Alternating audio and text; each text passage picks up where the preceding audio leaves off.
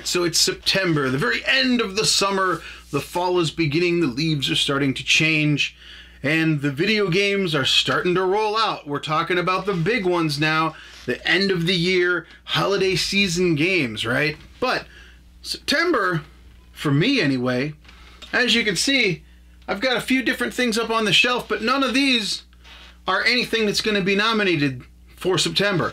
But I do want to mention them. Let's start off with this one right here. Another 3DS game that's really cool. We finally have a new Metroid game.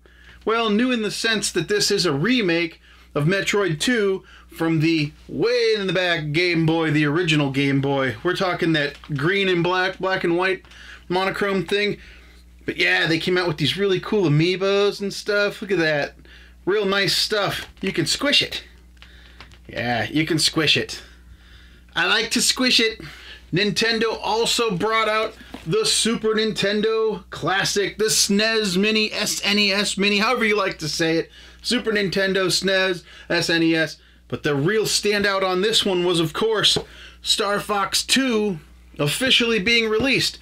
Star Fox 2 was a game that they made for the Super Nintendo way back in the day. It was pretty much done, but then they said, nah, we're not going to release it. They said that because that was when the Nintendo 64 was going to come out, and they didn't want to kind of compete with themselves, so they just sort of went, nah, we don't need that. But here it is in all its glory, Star Fox 2. You can now play it on an official Nintendo released item instead of just having to play it on your Raspberry Pi by downloading the ROM off the internet. Although you should never do that, right? Alright, and then the one last thing that I want to mention, definitely not Game of the Year, but in September we got Destiny 2. I actually don't mind playing Destiny. I'm one of those people that, as much as I like the rare games and all the different things that are happening, sometimes I like to just sit back and shoot stuff mindlessly, so Destiny's good for that. However, I'm not a serious player of Destiny. I'm really more of a casual Destiny guy where I just jump on for a little bit here and there. So, that brings me to my two games, not four, just two games that are the nominees for September, and they are both not on the shelf because they're digital too. We're talking about, first off, on the Xbox One and on the PC, Cuphead. People have been excited for Cuphead for a long time, since we first laid our eyes on it at E3 all those years ago, and it finally came out in September. It did not disappoint. It crushed us with its brutal difficulty. Everyone enjoyed how it looked like an old-timey cartoon come to life, and it was just so much fun and so unique and so different that there's no way I would miss putting Cuphead on my Game of the Year nomination list. Yes, Cuphead. Very good game, and it's nice because if you don't have an Xbox One, you can still buy it on PC and play it there, so everybody gets a chance to play some Cuphead. The other game that I'm going to nominate for September is another one of these strategy type games. This is more real-time strategy. It's Total War Warhammer 2.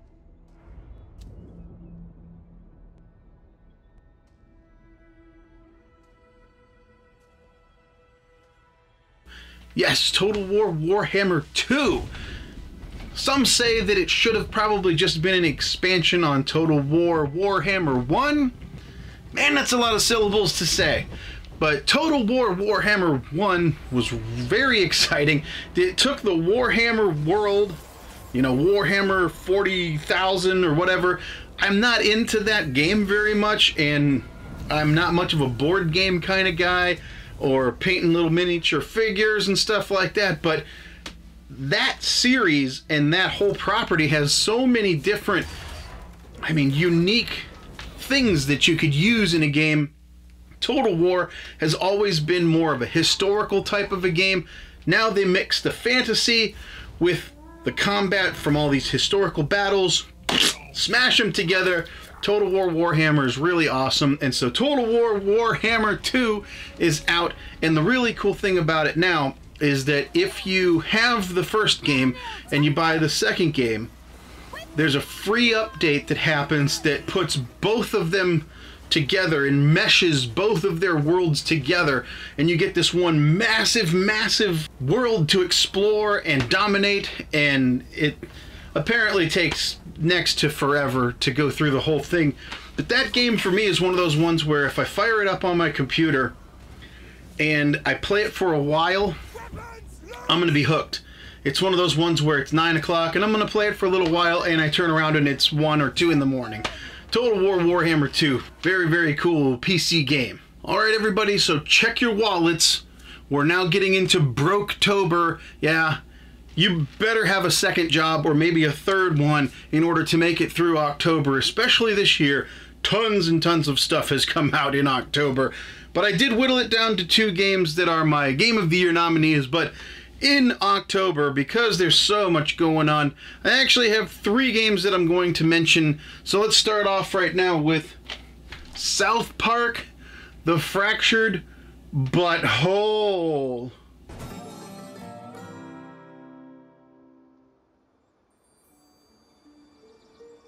This game picks up right where Stick of Truth leaves off. In fact, you get Stick of Truth free with this game if you buy it. I don't know if that's going to continue on into the future, but at least for the first batch of them that they made, you get the free game included with it. And man, this is a RPG turn-based type of thing, all set in the South Park world. All of the jokes, all of the characters. You get to start off by making your own little South Park guy, and this is just a ton of fun. Definitely not for the kiddies, though. This is M-rated, and with very good reason. I mean, wow, there's some stuff in here that even the most, like, I don't really get offended at just about anything. You know, anything goes. If somebody's being stupid, they're stupid. Whatever, right? I'm not going to make a big stink about it. But man, there's some stuff in here that when you watch it, you're just like, oh my God, that's wrong. That is so wrong, and it's so funny, and I'm a bad person because I laughed at it, but damn is it funny. Yeah, so that's what happens when you play The Fractured Butthole. But again, not quite enough for me to put this on the Game of the Year, but absolutely worth a mention if you're old enough and your trigger meter is low enough that you can handle some of the jokes. This is definitely worth playing. A lot of fun.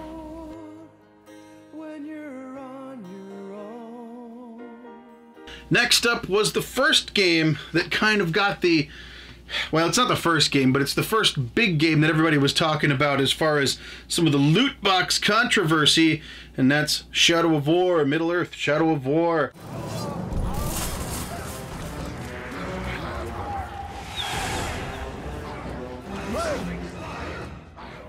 This game expands upon the last game. Huge open world to go run around and kill all the different orcs and take over things. The system is back again this year that they had in the last game, the Nemesis system, where you will kill certain orcs and then others will take their place in the hierarchy of orcs.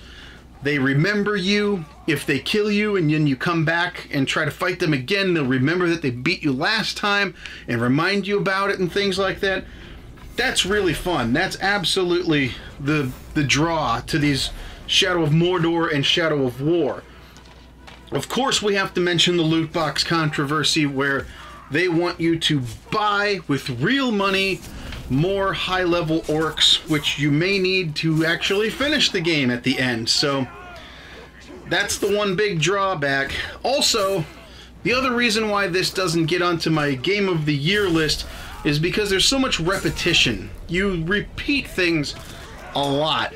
You do a lot of the same things over and over again, and it's got that Batman combat, you know, Arkham type, hit the button, block, hit, block, block, hit, block, block, hit, block, block, block, hit, and you don't have to aim or anything. You just, it does it kind of for you. Fun game. Definitely another one, almost like Destiny, where this is a good one to just sit back and just sort of veg out and forget about everything. But can't really take this one super serious. It's fun for what it is, but it's not groundbreaking enough to make it onto my Game of the Year list. So the third game I wanted to mention here on this video for this month of October. Broketober is The Evil Within 2.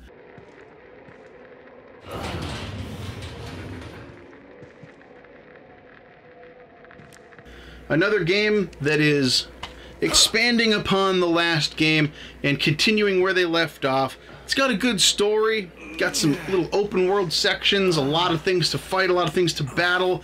I have not been able to complete this game or get really that far into it, but it is a fun time and something I definitely wanted to mention, but not quite Game of the Year material, for me anyway.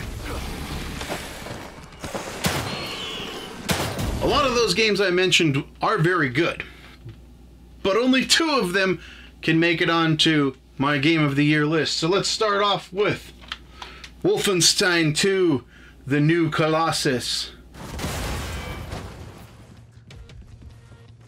And yes, this is the reverse cover. I like when they do that. Bethesda, I like when you do reverse covers that are cool. I did that with Doom as well. So Wolfenstein 2, lots of people liked the game from last time, right? The last Wolfenstein game blew everybody away. BJ Blazkowicz killing all the Nazis, having so much fun doing that. We're going back to it again, except for this picks up right where the last one left off. In fact, in the last game, there were 2 different ways you could go. At a certain point in that game, you could choose which direction you were going to go. So the first thing this asks you when you turn it on is, did you do this or did you do that? And then it takes you down this course that you have chosen from the last game. Now, you don't have to choose the same thing. You can flip-flop it. Hell, you don't even have to play the last game. You can just pick whatever you want. But that's cool that it does that. There's some really great set pieces, some really over-the-top action. Some people might get a little bit triggered by this game in certain places. I don't want to get into a detailed review here or really give you any spoilers, other than that this is a really, really fun single-player experience, again, that sucks you in and makes you want to play it all the way to the end. But man, is there some gross crap in here and some really strange out there stuff. I mean, yeah. The New Colossus, Wolfenstein 2, really awesome. One thing I do want to mention, though, that I absolutely think is the coolest thing in this game, just like in the last game where you would lay down in certain beds or mattresses and you could play levels from the original on the PC, Wolfenstein 3D, this one, you go into a certain section. I don't want to tell you where it is or whatever, but you go into a certain section and you go to play that, and you turn it on and you do play Wolfenstein. Plug your ears, you know, go like this, la la la la la. Plug your ears for the next couple seconds. I'll give you the okay sign when I'm done, because I might tell something that's a little bit of a spoiler about the old retro game in this game. So, okay, 3, 2, 1, plug your ears if you don't want to hear. Okay, for the rest of you that can hear me with your ears unplugged, when you go to play the old game in here, it actually flips it because you're on a Nazi boat that is you like hijack an old Nazi boat. The game is a game that the Nazis were playing, and so instead of it being BJ killing a bunch of Nazis, it's flipped. It's a Nazi going through the old thing, and all the guys that come out, they don't say Achtung, they say hey. You know, it's the Americans that are getting shot by the Nazi. I thought that was pretty cool that they flipped it like that, and you can play the old Wolfenstein 3D with, you know, it being flip-flopped and backwards. That's pretty cool. Okay, so, okay. All right, spoilers are over if you've unplugged your ears. Wolfenstein 2, absolutely cool. Definitely a Game of the Year contender. Here on my list, Chad the Gaming Dad, 2017. Okay, and now for another absolutely obvious choice that probably everybody and their mother who does a list has on it. Super Mario Odyssey.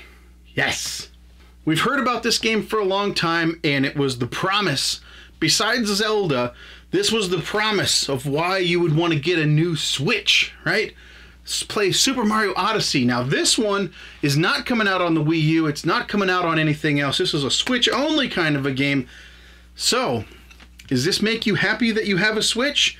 Does this make it worth the wait? Yes, it does. Absolutely. Super Mario Odyssey does not disappoint. They take the old formula from Mario 64 and then they just go like and add so much more cool stuff to it. I'm still having fun with this game. You go through, you completely beat the game, you finish it, but you can finish it with seeing the credits and all that stuff with only a certain amount of the moons that you collect. But there are literally hundreds more moons to find after you finish the game and you see the credits. And so Mario Odyssey is something I love to go back to now, just to mess around for a little while or to play for a couple hours. It's great fun, and there's a lot of stuff that open up after you finished the game, like through the credits and stuff. Not just necessarily where you went before, but there are some extra things that unlock, and man, you're going to want to get through the story of this game and then really dive in afterwards, because that's where even more fun is to be had. Super Mario Odyssey is absolutely one of the best games of 2017 and absolutely deserves a place on my Game of the Year list. So now we make our way into November. November. Wow. Okay, normally I look forward to November with lots and lots of games being released, but October just happened and there was some really great things that came out and some super high profile games. And November showed a lot of promise. It really did. But I don't really have anything on the shelf for Game of the Year nominees in November because I basically break November down into two things: loot boxes and remakes. That's everything we got in November. Loot boxes and remakes. Not necessarily bad games, but as much as Star Wars Battlefront 2 is fun at times and has lots of good characters and stuff, it's just mired by the loot box controversy and the fact that they're trying to over monetize and take every last dime that you have as a gamer. So I just can't bring myself to nominate that as a Game of the Year contender. Call of Duty World War II was supposed to be really cool. Some people really like it. I didn't buy it because I just don't like where they're going with it. And that one's filled with loot boxes and things as well. All kinds of microtransactions. The only reason why I got Star Wars is because I'm such a huge Star Wars fan. I'm always, I mean, every day I have a Star Wars shirt on practically. I was born right before the beginning of Star Wars. I lived my whole childhood with it.